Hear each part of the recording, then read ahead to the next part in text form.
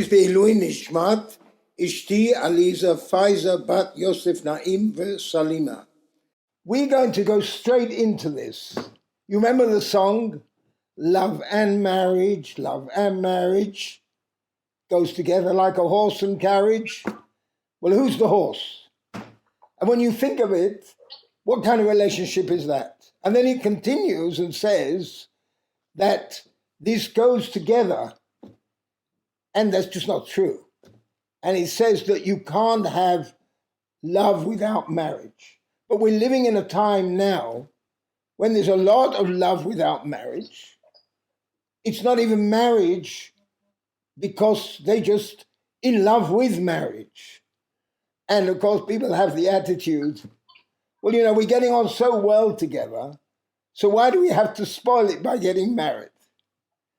And we have to think of that, because the point is, if you go all the way back to Adam, if you remember, Hashem made them out of dust, and then Adam was from dust, and the woman, it says, was made out of Adam, a living being.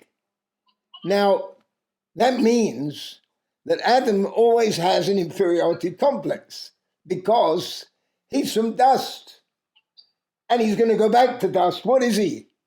So he has a lot of problems, whereas a woman, it's not the same. She knows she came from a living being, so she doesn't have these hang-ups. And this has created a problem because until not very long ago, women had no right at all. Zero. Why? Because the men saw this as a threat. Maybe consciously they didn't think of it, but it was nevertheless a threat. And so we find that all of the time, the relationship between a man and a woman is, well, it doesn't work. We all know, women are from Venus and men are from Mars. It's safer that way. Because as long as they're man and woman and not married, there is no caring, sharing, understanding, and patience and love. Obviously there is there, but only when you become husband and wife. Because then it's a whole different story. The personality's changed, and of course even more when you become parents. Your children have made you into parents. That again is like being born again. You start to live differently. And let's go back in history, which shows how the analysis is so correct. Well, Chava made the first decision. She said, we're going to eat the fruit. But she didn't hide behind it like Adam did. Hashem said, you ate the fruit. He says, well, it's not my fault. It's that woman you gave me. And also, it was the snake. Me, I got landed. Whereas Chava said, wait, you didn't tell us not to eat the fruit. You gave us freedom of choice. You said, if you do eat the fruit, that is exactly what's going to happen to you. So therefore, you have to be careful. A woman stands up, knows exactly what she's about and why she's making that decision. And then if you carry on with this thought, you see that the famous people, look at Abraham. His wife decided who's going to carry on with the family, even though he loved Ishmael much more. The other son he loved much more, but she made that decision. She made the decision to send his concubine away. That was her decision. And when the two sisters got married with Yaakov, so they agreed with each other that he's going to marry both of them, because in those days you could. And her logic was, look, it is not yet the time of giving the Torah, therefore I got freedom of choice. And they got married.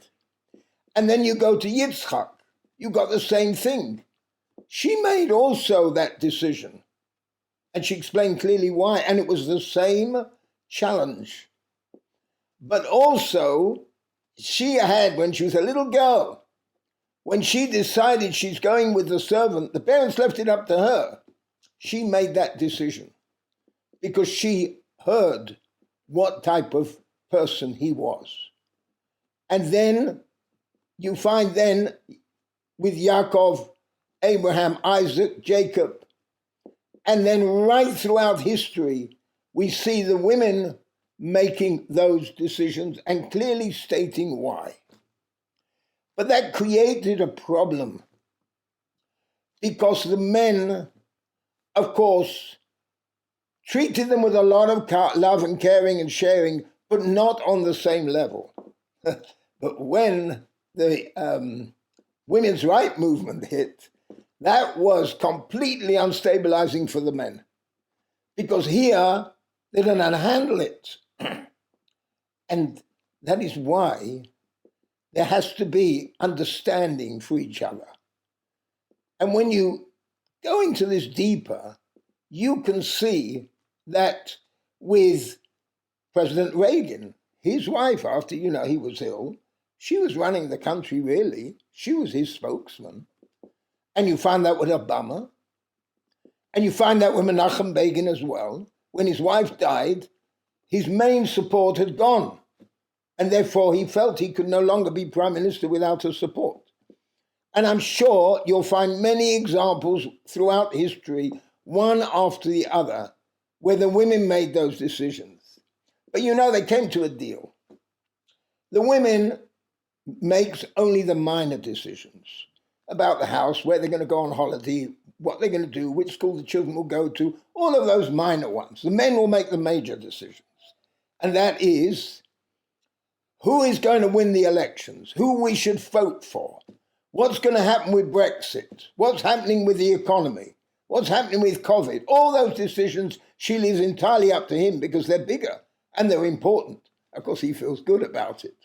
On the other hand, it is sort of learning to live together.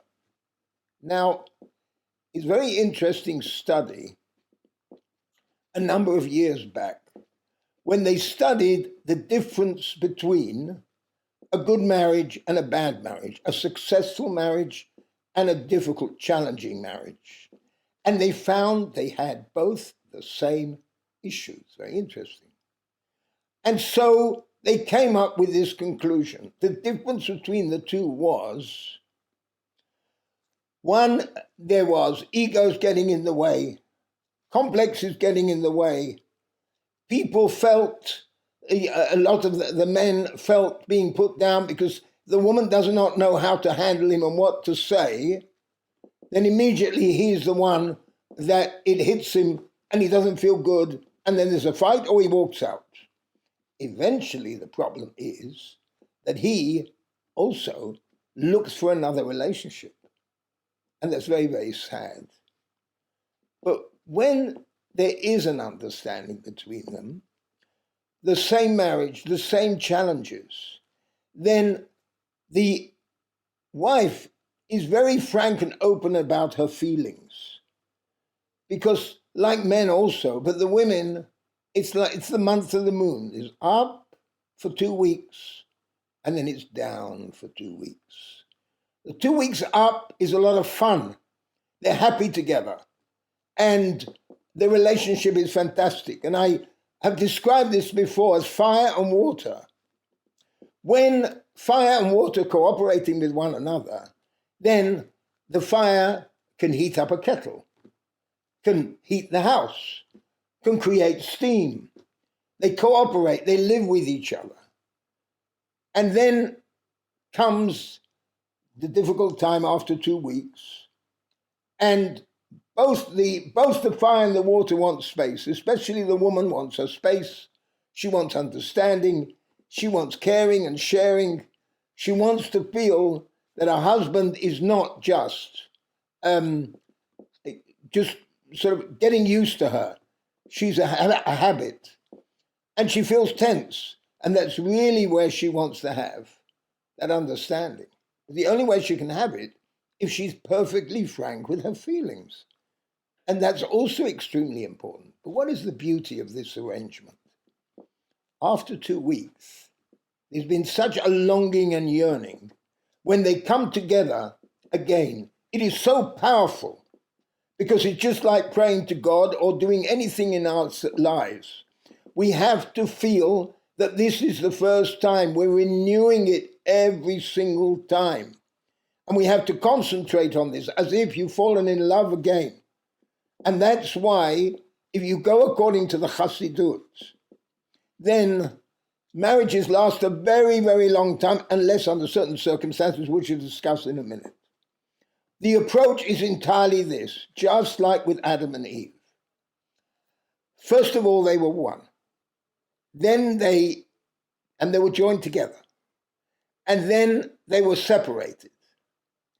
And it says, and then they became one. But I'm already one. What do you mean one? Then it follows by the words, and they loved each other, and they joined together as husband and wife. And within that is the whole answer, how it really has to work. The most exciting thing is the husband or wife has to go away for a couple of weeks and comes back. What a welcome they get. It's terrific. But they have to understand each other. Now, there are times when there's misunderstandings or there's not caring. And I like to tell the story of a couple whose husband had a serious heart attack. And that heart attack was devastating. And she was frightened he was going to die, but she wasn't sure if he was telling her the whole story. So she went to the doctor and asked him frankly, what is the chance of my husband living? So he says, look, if you watch out for the trigger words, avoid the words that trigger him off and make him mad, because that can be dangerous. That can give him a heart attack. And that's not good. And then he's gone.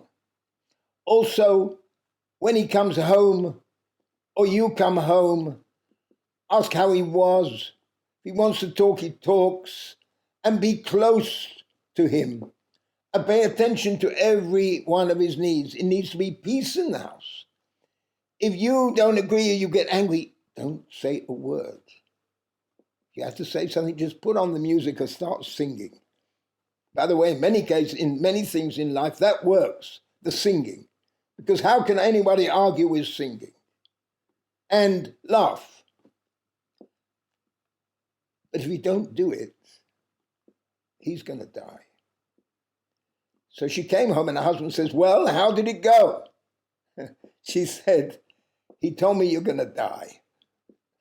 Well, that's not really the way it should be handled. But what is this about the separation for 2 weeks? Now we're talking about the Chassidut approach to a strong and firm and loving marriage where it's renewing all the time like the days of old. And that is such a thing as impurity, tumah. Now that's very difficult for a lot of people to accept that concept. And almost some women feel it's insulting. But there's only one reason.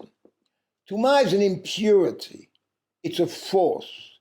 When a woman doesn't have a baby, there is really death. And death is the highest form of tumah, whether we like it or not. It's a whole talk separately about what tumah is and what effect it has on us and how it can be negative, but much more dangerous for a man. Much more dangerous. And because a man can be affected what people say and do about him in the community. And the wife is very sensitive to this. But that's for another talk. Now, another thing is important here is those who stay together, breathe together, they bond together and stay together. I got it in the wrong order there. But what does it mean? When people stay together, and I've mentioned this before, but that's spaced repetition, to internalize this feeling, which is extremely important. And this is self-hypnosis, spaced repetition. And what is so important about that? Because you know in universities, in college, some of the finest ones, Oxford, Cambridge, and the others, when they breathing together, studying together, working together, day and night, doing their exams together, staying in the same dorm, what happens? They're breathing together, they're bonding together, and they're staying together. But that is the whole network.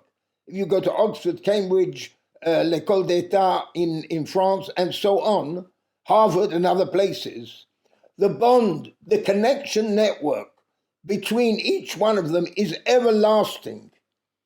And it's that connection that makes their careers in the future so valuable.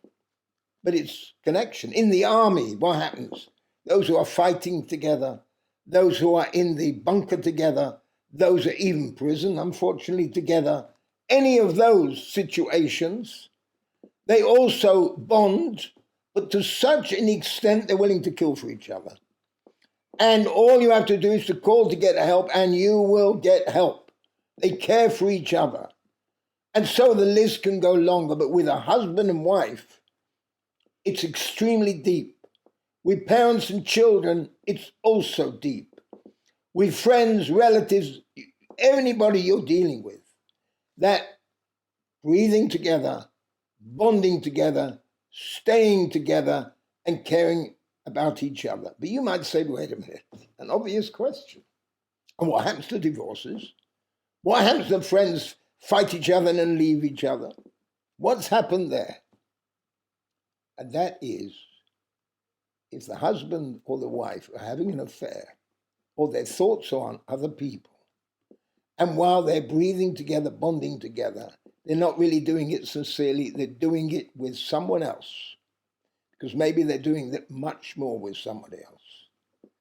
And therefore what happens is not really breathing together, and it's certainly not bonding together. And that's why they don't stay together. But a woman or a man is very sensitive to that. They can feel it. Never ignore it. Because if it's there, it won't go away. Whatever the man is explaining, it doesn't matter what he's saying or the woman is saying. If you feel that there's something missing and it's not a complete bonding, then deal with it directly. Tell the partner, look here, I feel you're not breathing with me. Where's your mind? What's going on? And then be frank, because you have to accept reality. If that's what's happening, that is what's happening. Because at that point, it's very, very difficult to repair that relationship. And so it has to be a complete renewal and excitement again and again. Now, there's a complete bracha in this, because the language of love, which is also given in this research, is important. The more you say, I love you, I care about you, you look terrific, the more you're paying attention, especially for a woman.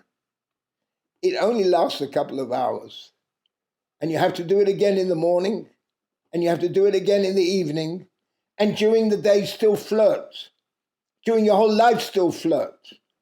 Call her up.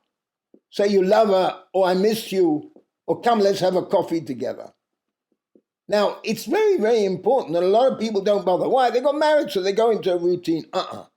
Because the more you do this, the more there's a distance apart. There's not so much closeness anymore. And therefore it becomes a routine. And a routine is the most dangerous thing for a marriage, because it becomes boring. And sometimes with a husband and wife, they look for their pleasure elsewhere. And that's also, now you can't always repair it, but it's extremely important to try to repair that. But face reality. If that's the situation, then that's the end of that relationship, and get on with your life. Never leave that, because it's not good for the children. The children see this, and you're staying just because the children are learning. You know how many people I speak to, and they ask me for support and advice. And they say, look, my parents were fighting each other, and they were abusive to us, all my siblings. And so what do you want me to do? Get married and have the life together? It's only going to ruin my children. But you know, that's not quite correct. Because you can make it change. How do you make it change? You've learned what not to do. And one has to work very, very, very, very hard. Now, we're told that when a man gets married, he's got to cling to his wife, not his mother and father. So first of all, he's got to be completely devoted to her and his wife's family and friends. It's a new life. And it isn't just enough to say, well, we're soulmates, so we enjoy each other's company, we go everywhere together, but that's not a soulmate. You need somebody in your life that you're proud of, and to a certain extent jealous of. The many things that they have and you don't have, you would like to gain and learn from it and change yourself. That is a real, true, close relationship. Now, the story that I like to tell, and again, it's part of spaced repetition, but I'm going to repeat that again and again until it's completely internalized. And the story I once told you that I met a woman in New York. And this woman was telling a story that she had a terrible, terrible relationship with her father. Every time she said something, he saw the world differently. And he would argue with her, and that's not going to succeed, and it's not a beautiful day, and you're not going to, and always putting her down. And she was very upset. At the age of 16, she left home. And she made her own life. 10 years later, she wanted to get married. So she called up her father and said, look, I'm getting married. Let's try again. Maybe I've matured, you've changed, we miss each other, let's try. So he agreed. He was very happy. She says, look, my suggestion is that we go for a week, driving in the countryside. Let's appreciate that together. And then let's go up into the mountains and stay in small motels and just carry on and just be with each other. Father, wonderful idea. The first day, they went out. She was driving the car. He was sitting in the passenger seat. And they're driving on. What a beautiful day. The birds were tweeting. They could see the clear crystal waters flowing in the stream not far away. And they could hear the sounds of nature. And it was so beautiful. Hashem had really landscaped this beautifully. And she looked out and she says, what a beautiful day, what a beautiful world. And he says, what are you talking about? There's nothing. It's smelly. I can smell it. It's all dark. There are no trees, flowers, or birds. What are you talking about? She went mad and she shouted, you see, you're not going to change. She drove to the nearest motel and she says, look, I'm going back. I'm not even taking you back. I don't want another minute with you. You go and you rent a car and you go home. And that was it. And she was very, very upset. Of course, she didn't get him to come to the wedding. That was out of the question. And then she got married. And a few years later, she says to her husband, come, let's go for a drive together. Let's go out together. Let's enjoy each other. So she went on exactly the same route. This time her husband was driving and she was in the passenger seat. They were driving along. And the husband looks out the window. Wow, you're correct. You're right. I can hear the birds. It's such a beautiful day. The smell of the flowers. It's wonderful. It's such an experience. I don't understand your father. She turned around and she said, what are you talking about? I'm looking out the window here. There's a sewage dump. It's a processing plant. It smells. It's black and dark. They've cleared away all nature. Nature doesn't want to be there. And it's just a horrible experience. And then she says, my God, I was looking out of one window and my father was looking out of the other window. And that is a lesson in life.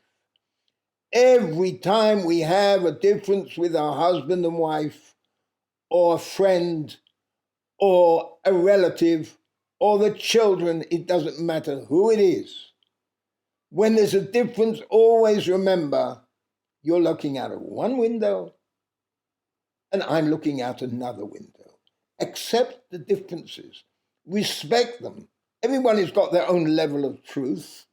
Nobody's lying. When a politician or somebody else says something to you, they're not lying. They really believe what they're saying. Respect it. You don't have to agree, but you have to have an understanding for each other.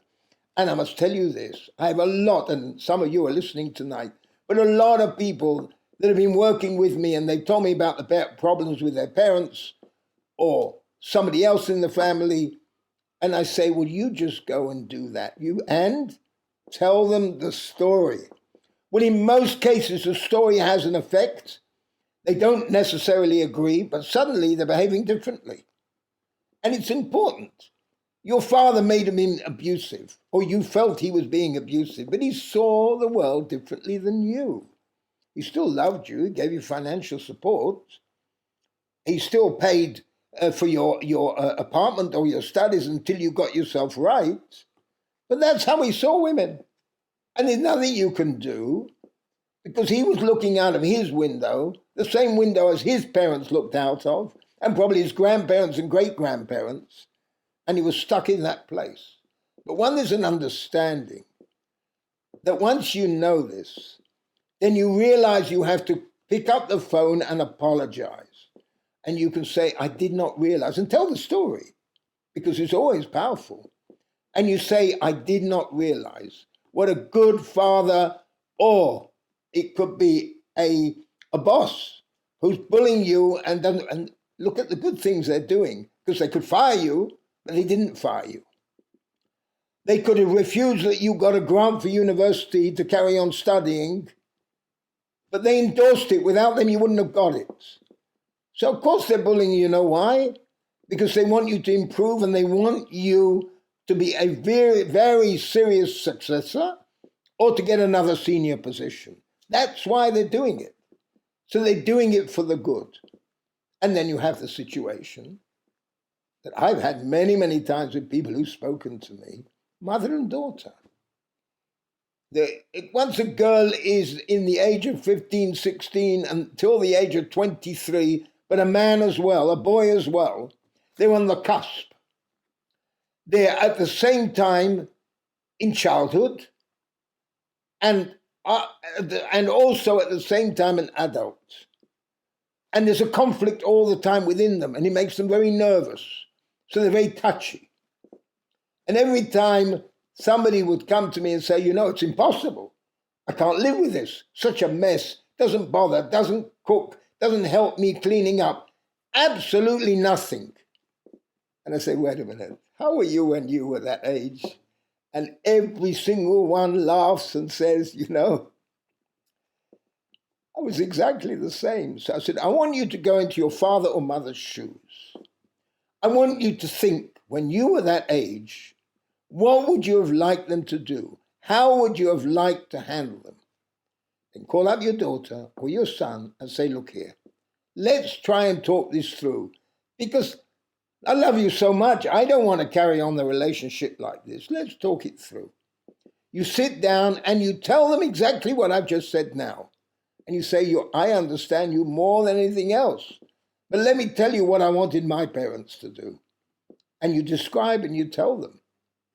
And then you'll become friends. In every single case, they called me back and said, it worked. Now, isn't that the same also in husband-wife relationships? You're looking out of different windows sometimes, and you have a right to. You have that right to go and look out a different window. But that's all the part of bonding together, breathing together, and staying together.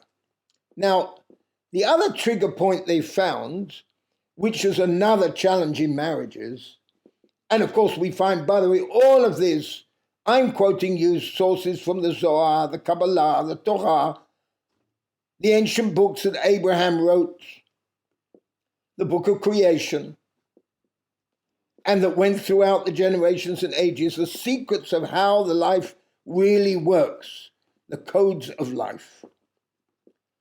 But this is what they said in the report. Many, many times, and I'm sure it's happened to you because it certainly happened to me. You're talking and you say a word. You don't mean anything bad. And suddenly you find your wife or your husband acting like a child, reacting as if they're in kindergarten or just a young age. And what happens is you get insulted, you get angry because you didn't mean any harm, and then there's a whole world war going on. However, the way I handled it, and everybody should handle it, is just laugh and say, tell me, which aunt or uncle or sister did that to you? And then they think, laugh as well, and tell me the story. And I would encourage my wife, and I encourage everyone I'm talking to today, to do exactly like that. Because it is so bewildering, and it happens certainly as you get older, but some are very young age. And the best way to cure it and understanding each other is to ask frankly, what are your trigger words? Now, don't use the story that I had, and then go wild and go along and use it to kill him or her. What we've got to do is to bear those trigger words in mind. Avoid them. Be careful, because then you know what triggers it off. And it's not fair, because this is something deeply embedded in somebody's mind. It's like a hypnosis. They were hypnotized that way, and it won't leave them. It's like children when they go to bed. They all want to hear stories from their mother and father, or an older brother or sister, or their grandparents. And what it does, it's like a soothing effect. It's like a hypnosis. It goes into their mind and calms them down. And I must tell you, I've used it many, many times in work and dealing with employees and dealing with directors. Sitting around the table and suddenly somebody is getting angry, or somebody triggered off something with him. And I say to him, listen here, can you do me a favor? Let's think this one through. You and I know exactly what's happening. But you know what? If we forget about it, I'll give you a candy. And you know why they're happy to get that candy? It's because it reminds them of what they got as a reward. Or please don't smoke. It's difficult for me. I'll love you so much, I'll give you a hug, or I'll give you a candy. And I've never seen anyone react badly, and it doesn't matter how tough the guy is. The other thing is to tell a story. You're sitting even in a board meeting or somewhere. Don't just explain, or teachers meeting. Don't just explain or give your plan or your presentation. Tell a story connected with it. And then you got their attention. You can almost imagine they're sucking their thumb. But you know, when you try it, I know that it works. And I've used that throughout my life. In a way, it is hypnosis. But on the other hand, is a calming effect. And the other, of course, is a recognition that nothing comes from you. Everything is an energy. It's an energy of love. It's an energy of electricity. There's an energy of hate, which can be very dangerous. That's an energy which we cannot control. And we have to be careful. If we have a receiver and a broadcaster, then it's much easier to handle it. Otherwise, we get bombarded with these waves, and they're just going by. And that love or that anger has no effect, and it should have no effect if it's anger. But love and anything positive, obviously, should have an effect. And so as we go deeper into this, we have to think carefully that everything is childhood memories, how we react and act towards other people. And so those stories are very beautiful. After all, Jewish people say, Shema, hear, O Israel, at night, and cover their eyes as kids. And I mentioned the other day, they remember one paragraph. All the rest they didn't know. But I've also told you stories where children during the war that were given away by their parents the last minute so they wouldn't be taken away from them, because little kids were put in gas chambers immediately.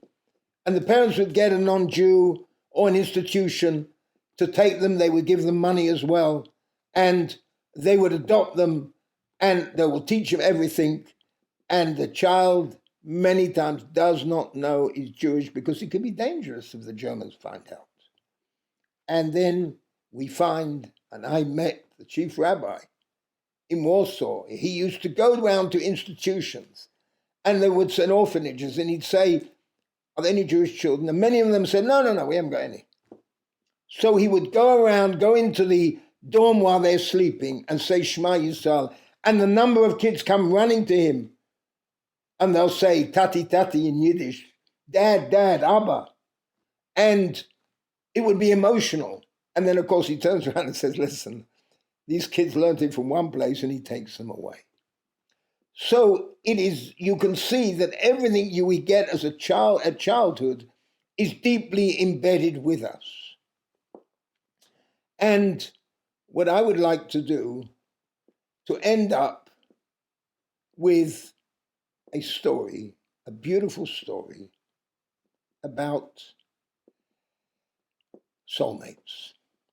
But the soulmate is really the husband and wife soulmate relationships. Next week, I'm going to about soulmates, finding a soulmate, being careful what to do and what not to do, the secrets of who not to get married to, who to get married to, but even more important, how to get married. And there are 10 rules, and if you follow them, it'll make a big difference. But this is the soulmates who are already married, and they're really soulmates.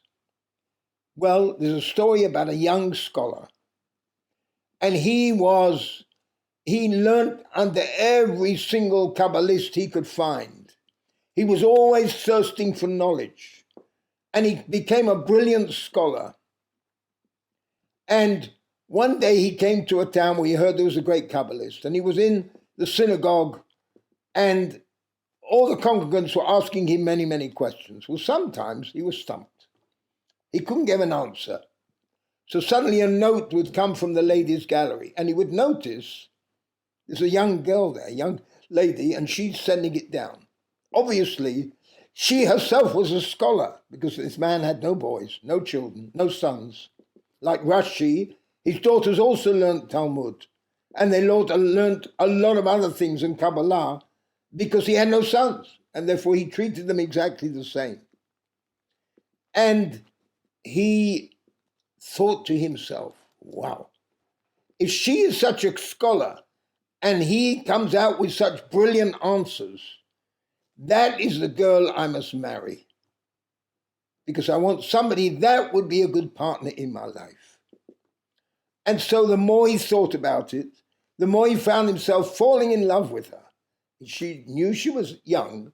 He knew she was dynamic. She didn't know what he looked like. But that's important when choosing a partner.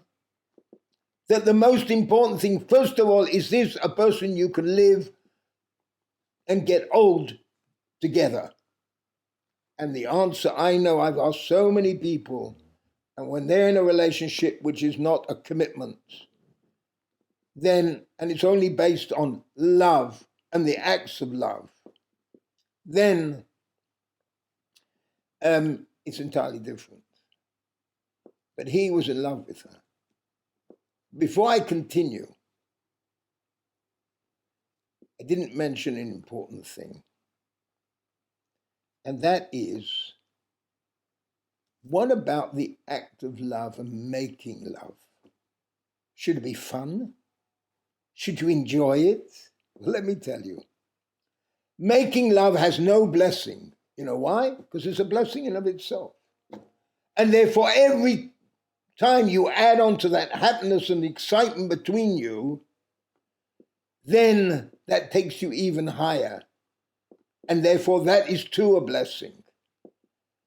So a couple mustn't only do it to have children, and it's very important to want to have children, because it applies to the story now. But it's also that couple must get a lot of pleasure and fun and happiness out of it. They have to share what would they like to do, their ideas, and try it, experiment. Make each other very, very happy and excited. Then it's even a bigger blessing, a much, much bigger blessing. So here he was, feeling that this is the woman for him. So he went round to the father and he says, look, Rabbi, I'm very impressed with your learning. I learn a lot. But you have a daughter who throws notes down, I notice. And she looks young and dynamic from a distance. I don't know what she looks like. But, I'd like to marry her. And the rabbi thought and thought and thought and thought. And he says, look, I'll make one condition. Normally, when a couple get married in Chassidut, they insist on the boy and girl meeting at least once or twice because there's still got to be an attraction. They still got to love what they see. They got to live with them every day. And he says, but my condition is you're not allowed to look at her until you're married. If you keep that condition, I'll accept. And so she came to the wedding, beautifully dressed, full of laughter, and veiled. And normally, as they're getting married, you give the ring to make sure there's not a mistake, like with Rachel and Leah. He's supposed to lift up the veil and check. But he'd undertaken not to check, and he didn't. They went home, and for the first time he wanted to see his wife. And she says, now I've got a condition. When you look at my face, you mustn't get shocked. You mustn't get upset. You have to accept it. And I want you to stay with me tonight as husband and wife. Because I'd like to have a baby who's on the same standard as you. Because if the two of us together will have one, then he too will be a scholar. And she said, if that's the condition, then you can lift up my veil. And of course he was excited. He wanted to look. And he had the shock of his life. He started to scream.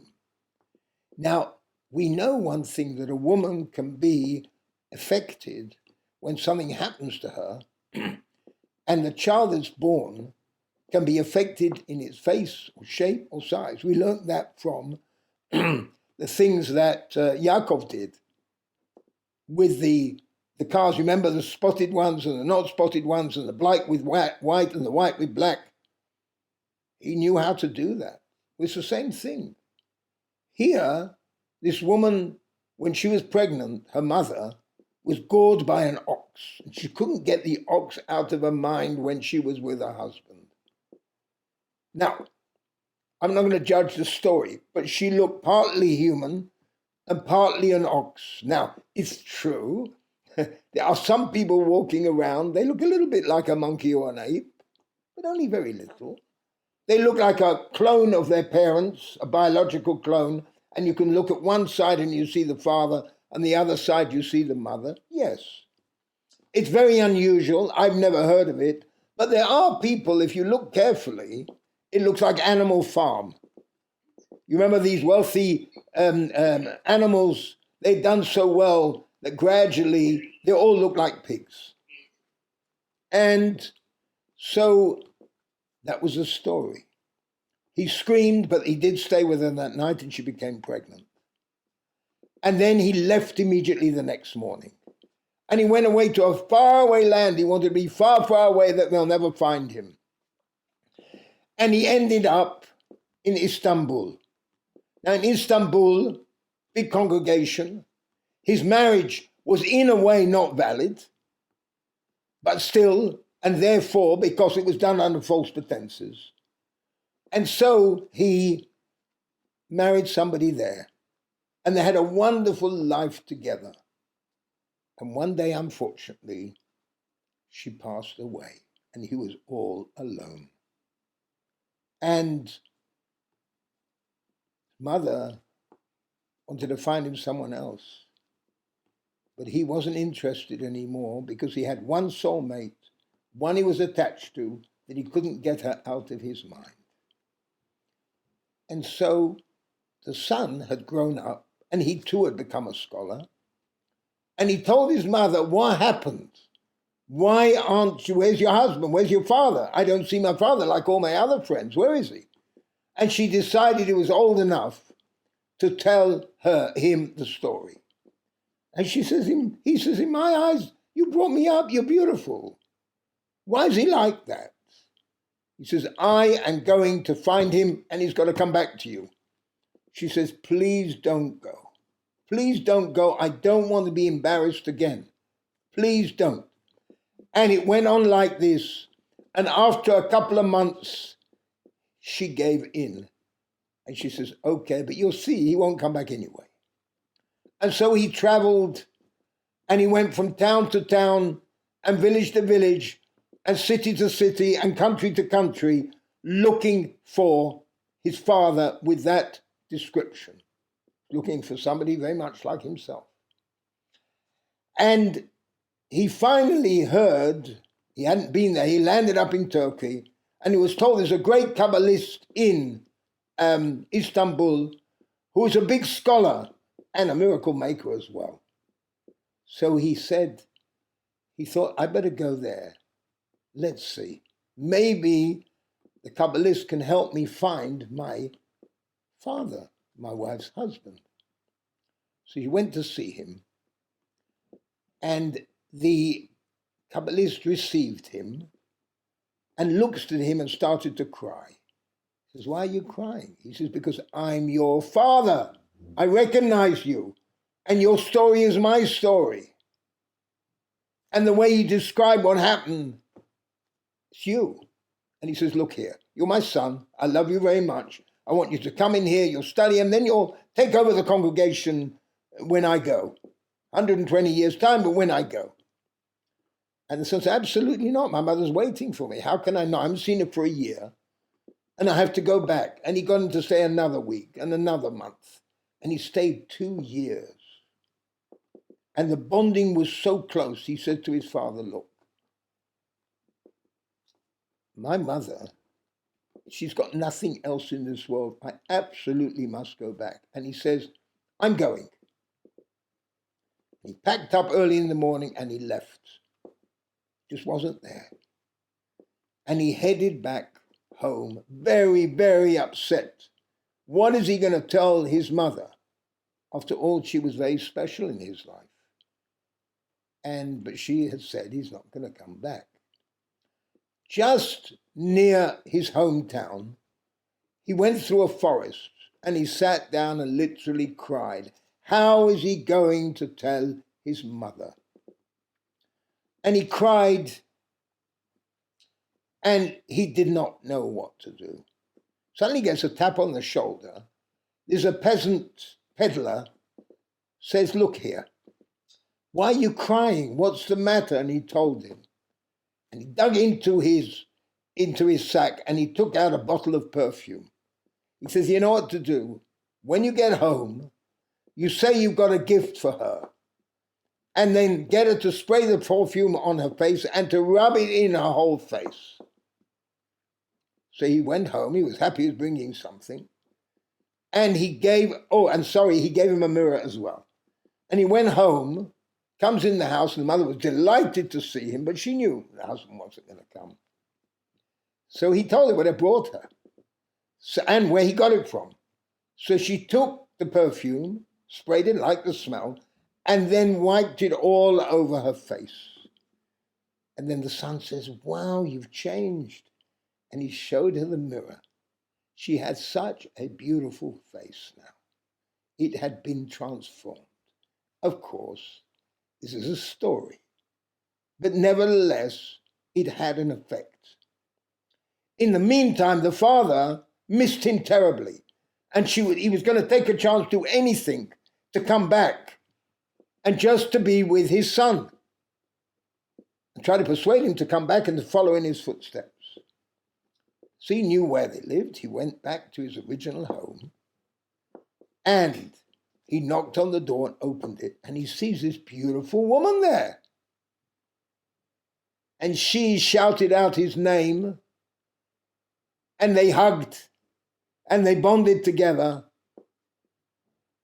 And he says, I didn't realize how beautiful you were inside. You are truly my soulmate, because we stayed together, bonded together all these years. And now And so he married her.